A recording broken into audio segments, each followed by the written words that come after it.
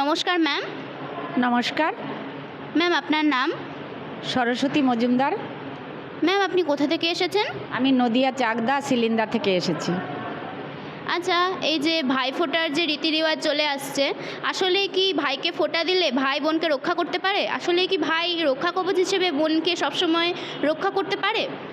কখনো এটা হতে পারে না, কারণ ভাই তো ভগবান নন। ভগবান হলে তো তাকে বাঁচাতে পারে। এরকম অনেক ঘটনা ঘটেছে যে ভাই বোন রক্ষাবন্ধন করে রাস্তায় দুজনাই মারা গেছে অ্যাক্সিডেন্ট হয়ে। তাহলে এখানে তার কোনো প্রুফ পাওয়া যাচ্ছে না যে ভাই বোনকে বাঁচাতে পারে। কেবল পরমাত্মাই বাঁচাতে পারে।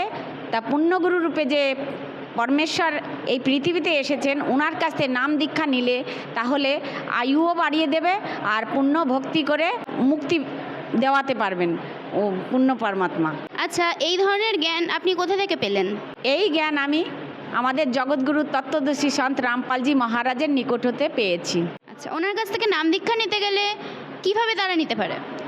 যেরকম ধরেন 7:30 সাধনা টিভি চ্যানেলে দেখবেন ওনার প্রবচন হয়, সেই প্রবচন শুনবেন আর নিচে দেখবেন হলুদ পাট্টিতে নাম্বার আছে। ওই নাম্বারে ফোন করলেই ওনার কাছ থেকে দীক্ষার ব্যবস্থা হয়ে যাবে। অনেক অনেক ধন্যবাদ ম্যাম। সৎ সাহেব।